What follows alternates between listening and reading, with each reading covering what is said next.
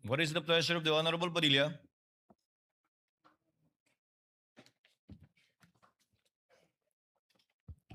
Ginoong, Will the gentleman explain his vote? opo. The gentleman may proceed. You have 2 minutes, sir. Maraming salamat po, Ginoong punong tagapamahala. Mga mahal kong kasama, sa loob po ng 4 na taon na ako po ay ibinoto ng ating mga kababayan at nagsilbing senador, ako po ay naging tagapangulo ng komite ng Constitutional Amendments. At tuwing meron pong pagdinig, ang lagi po naming pinapatawag ay yung mga sumulat ng konstitusyon. Bilang sila po ang nakakaalam kung ano ang puso, ang diwa ng konstitusyon. Malinaw po na kung meron tayong pakikinggan, ay yung creator. Hindi po ba? Tayo naman po lahat ay naniniwala sa Panginoong Diyos, kaya tayo po ay naniniwala sa salitang creator, tagapaglikha. At ang lumikha po ng konstitusyon ay itong mga taong nabanggit sa ipinamahagi ng ating mahal na Senadora Cayetano. Malinaw po dito. Nasabi na po sa English ito.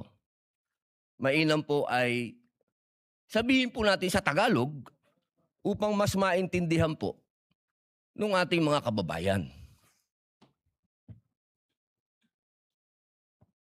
Humingi po ako ng tulong sa Google kasi legal terms po ito. Hindi naman po ako nagtapos sa UP, hindi rin po ako nagtapos sa Ateneo, nagtapos po ako ng criminology at UP rin sa University of Prison. Ang sabi po dito, sa Tagalog po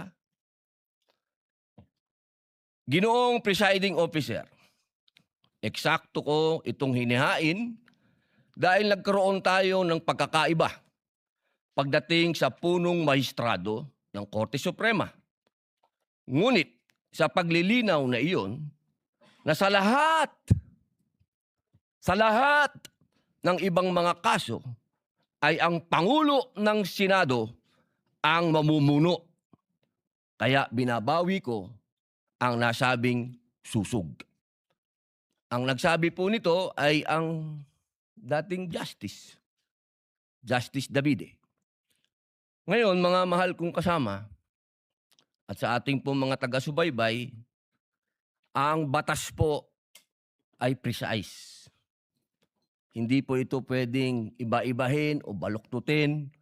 Kung ano ang sinabi lalo ng saligang batas, ay sana po ay panghawakan natin. Ngayon, sa loob po ng 4 na taong ko dito, lagi pong sinasabi yung tradisyon. Minsan, yung rules na yan, nawawala yan eh.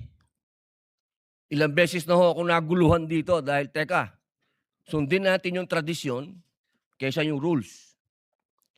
2 beses na po nagkaroon ng impeachment. Yung unang impeachment, ang nag-preside ay yung Chief Justice, yung kay Pangulong Estrada. Yung sumunod po, nandito na po ako nun. Ang nag-preside ay ang mahal na Bicolanong kaibigan ko, Senador Chis Escudero. Yun po kasi yung nasasabi sa saligang batas at tradisyon. Yun na po yung nangyari. Ngayon, gusto ko pong tanungin yung mga kasama ko sa majority. Personal na tanong po ito. Nung hinihikayat po akong sumama sa majority, isa lang ang sinabi ko. Kung si Senator Chis Escudero, ang kababayan kong Bicolano, ang gagawin yung Senate President, lilipat ako sa inyo. Ang hindi ko maintindihan, bakit ngayon pinipilit natin ng ating presiding officer, si Chis Escudero. Ba't hindi natin siya ginawang Senate President nun? Yun lang po ang tanong ko. Maraming salamat. The remarks of the gentleman is noted. Senator Marcos, what is your pleasure, ma'am? The lady may do so. You have 2 minutes, ma'am. Kindly be mindful of the clock. Yes, thank you very much. Ang sabi sa atin nung bata tayo, kapag mali ang umpisa, mali na ang lahat na susunod. Ayoko naman magkamali sa umpisa pa lamang na napakahalagang paglilitis na ito. Unang-una, paulit-ulit na nating sinaad na ang ating saligang batas ay hindi maaring baluktutin. At napakaklaro nito. At ang sinasabi ng ating Constitution of 1987, Article 11, Section 3, Number 6, all other impeachable officers, ang sinasabi, carving out therefore the exception that proves that rule, that the Chief Justice is the single exception, and otherwise, the presiding officer should be the Senate President. It is the exception that proves the rule. Palibasa na uso ang Latin, may kabaliktaran din sa kinote ni Senator Soto, expressio unius est exclusio alterius. Palibhasa, hindi naman in-exempt, ibig sabihin na laging dapat ang Senate President ang presiding officer. Ikalawa, nakita naman natin ang mga debate, ang listahan ng mga sinabi at paliwanag nung dating Chief Justice natin, si Mr. Davide, nung panahon, nung convention. Contextual reading and the thorough debate do not allow for any interpretation whatsoever. And we should abide by that. Ikatlo, yung kaduda-dudang quorum nung June 3 na pinapaliwanag ng aming minority leader na hanggang ngayon nakatenga pa rin.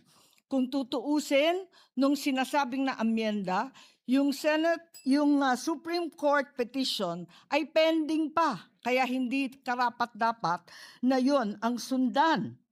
Ikalima, it's not the impeachment court but the Senate that amended the rules. Kaya para sa akin, napakaraming dahilan. Huwag sana nating sayangin itong napakahalagang responsibilidad natin at huwag mag-umpisa sa mali itong paglilitis. Maraming salamat. Thank you, Senator Marcos. Duly noted and entered into the records. The pleasure of Senator Legarda. Senator Judge Legarda, rather.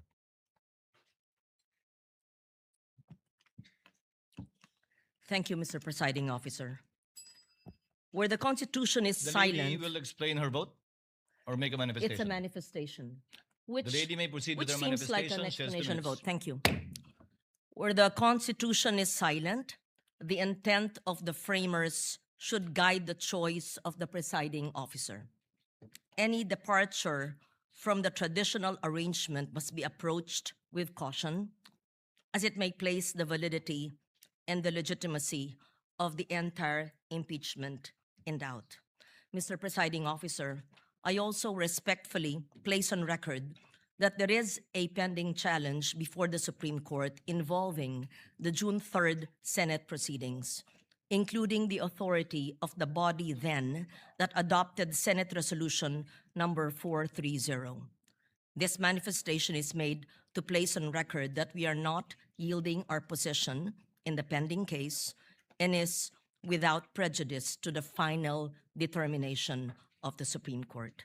Thank you, Mr. Presiding Officer.